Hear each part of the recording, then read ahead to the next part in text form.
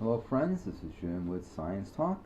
I have a story about lakes and fresh water. As lakes evaporate, they may be emitting more methane.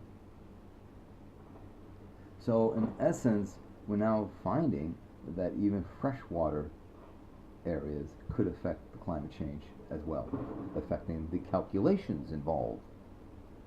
Because lakes are emitting more methane from the mud, from the substrate. So that's significant. Okay. You've heard me mention before Smith Lake on the campus of UAF up here. You can go out there in the wintertime, drill a hole through the ice, and look at the bubbles. Collect the bubbles and ignite them. That's methane.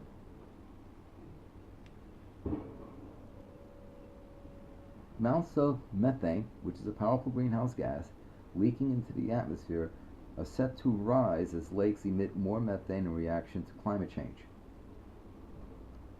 The vegetation decomposing in the lakes will change, and the northern lakes of Canada could send 73%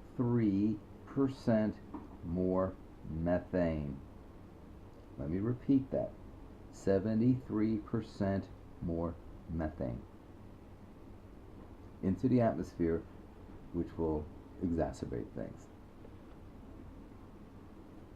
Now, I just did a recent video where I talked about the thermal karst lakes, and I haven't published it yet, but it will be coming out soon. And in it, I show you some graphics where we talk about a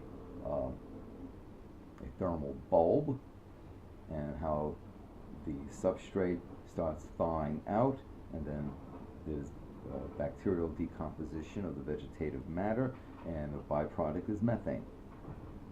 So I still need to do some editing with that, but that's coming soon.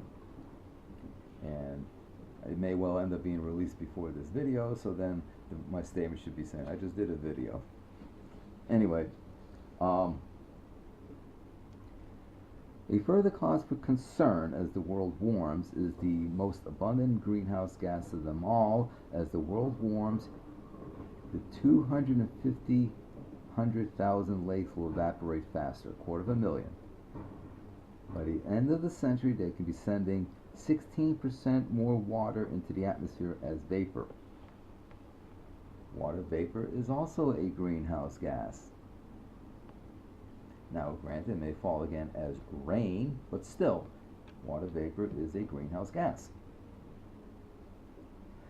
This study that I'm sharing with you is really a very detailed study, a detailed example of climate research, probably its most detailed, and it's basically attempting to understand the intricacies in environmental change on a small scale, and then extrapolate that to as a global impact. U.S. and Chinese researchers who built computer models of the responses of freshwater reservoirs to changing climate report in Nature Geoscience on what may happen to the water vapor. They found that as global temperatures rose, lakes in the high latitudes, and that represents about 80% of the world's lakes, would freeze later each winter, thaw earlier each summer. It's almost like with sea ice. Sea ice is freezing up later, melting earlier. That would mean more open water, which absorbs radiation more effectively than ice. In other words, absorbing radiation is absorbing heat. At the same time, warmer temperatures would deliver more energy to support evaporation. And energy evaporation. The two processes could account for half of all future changes in evaporation.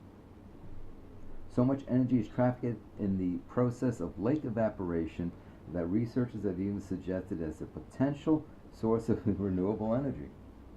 Well, okay, tap into it, I guess. Typically, in the past, we focused on the top-down approach of what's going on in the upper part of the atmosphere, triggering feedback that enhances warming and so on. And this is from Zuhui Li, who is a meteorologist at the Yale School of Forestry and Environmental Studies.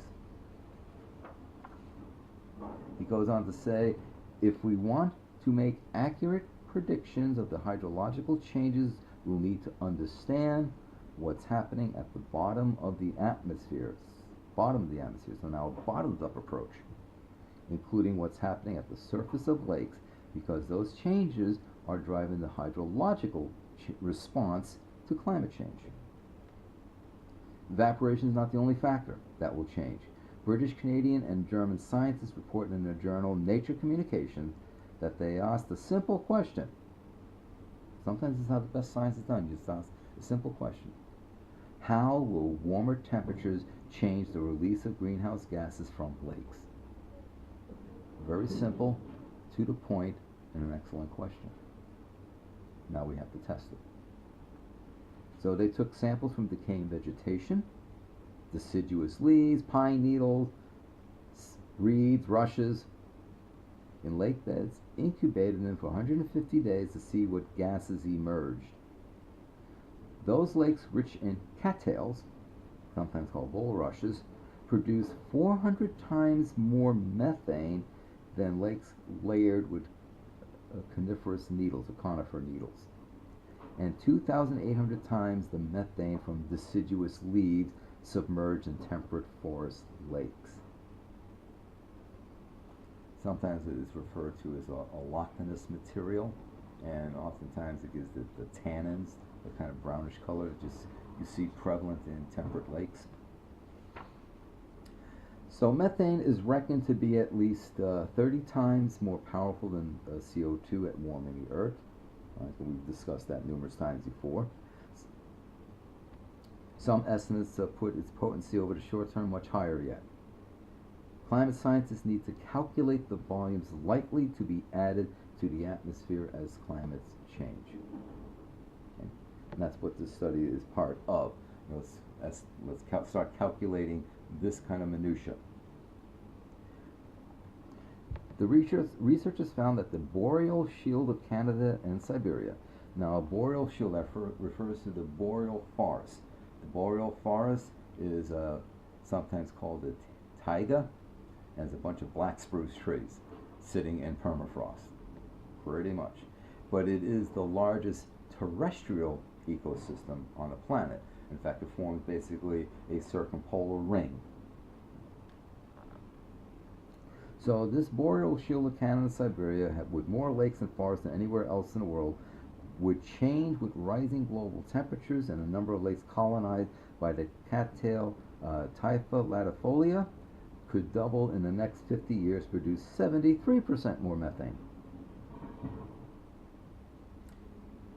Andrew Tanzap of the University of Cambridge states, "We believe we have discovered a new mechanism that has the potential to cause increasingly more greenhouse gases to be produced by freshwater lakes. The warming climate that promote the growth of aquatic plants that have the potential to trigger a damaging feedback loop in natural systems." How many times have you heard me discuss the positive feedback loop scenario? It's one that exacerbates things. So there's now a new research being extended into other areas, looking more at the limnological contributions. This is welcome research, and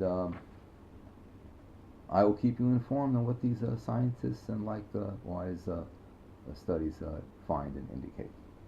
Thank you for your time. Hey folks, just a reminder to please subscribe and click the bell so you know when I drop a video. Please share my videos, please tell others of my channel and of the work that I do. I also hope that you will consider becoming a patron at patreon.com/Science Talk with Jim Massa, where from time to time I upload videos there exclusively for my patron subscribers. Details in the description box below.